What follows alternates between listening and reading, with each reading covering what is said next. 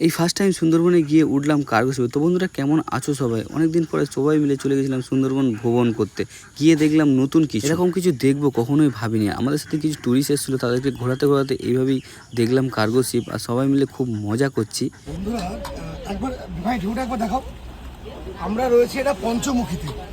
এখানে 5টা নদীর মিলনস্থল এবং এখানে এতটাই ঢেউ হয় এবং দেখুন বাংলাদেশের বর্ডারগুলো সব লাইন বাই লাইন দাঁড়িয়ে আছে। এখানে এদের কাজ হলো ইন্ডিয়া থেকে এরা ফ্লাই অ্যাশ মানে ছাইটা সংগ্রহ করে বাংলাদেশে নিয়ে যায় এবং সেখানে ওরা সিমেন্ট থেকে প্রোডাকশন করে।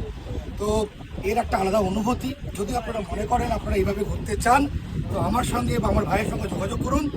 তো যদি এই আনন্দটা করতে চান প্লিজ কন্ট্যাক্ট করুন। আর হ্যাঁ, এটা কিন্তু ভুলবেন না, লাইক অ্যান্ড শেয়ার করুন অবশ্যই। Please please. দারুণ, দেখো দুলছে, দেখো বোটটা দুলছে, দেখো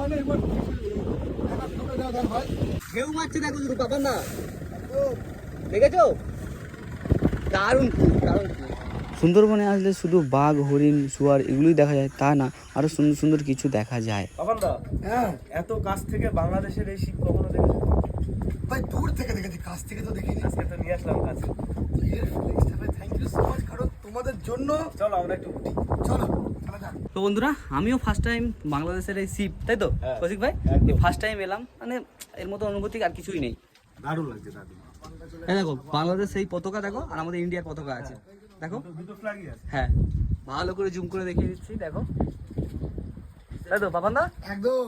ও সেই মজা, এর মতন মজা মনে জীবনে কিছু পাওয়া যায় না। কি সুন্দরবন, জঙ্গল, জল, ভালোবাসা, বাংলাদেশ, বোট, জাহাজ, আর কি চাই জীবনে বলুন তো?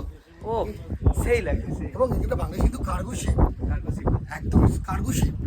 ইটস তো ট্রান্সপোর্টিং, এটা ট্রান্সপোর্টের একটা বড় মাধ্যম। দেখো জানি না কখন উঠতে পারবো বা বাংলাদেশে যেতে পারবো, উঠে তো গেলাম, বাংলাদেশের ফিলিংস তো নিচ্ছি যে কার্গো বোটে উঠে, তাই না? একদম। ও সেই ভালো করে বোটটাকে দেখিয়ে দিই। কখনোই ভাবতে পারিনি কার্গো শিপে উঠতে পারবো। এই মানুষগুলোর সাথে কথা বলে খুবই ভালো লাগে। বোর্ডের কাছে দেখো কি মোটা। হ্যাঁ এগুলো কি ভাই, এটা হচ্ছে জাহাজটাকে মেন দাঁড় করিয়ে রাখার হচ্ছে মেন অঙ্গ প্রত্যঙ্গের মধ্যে একটা বড় পার্ট।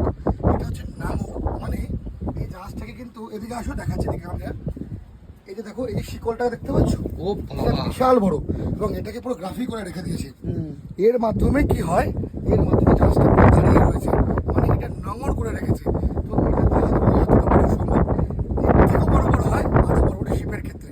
আর আমাদের নৌকোকে দেখো এখানে কতটুকু লাগছে, বাচ্চা বাচ্চা পুরো বাচ্চা। আর দেখো কাঁচি, দেখো, দেখেছো?